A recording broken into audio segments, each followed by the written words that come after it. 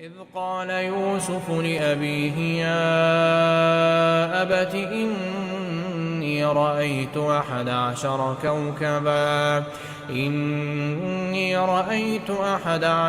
كوكبا والشمس والقمر رأيتهم لي ساجدين.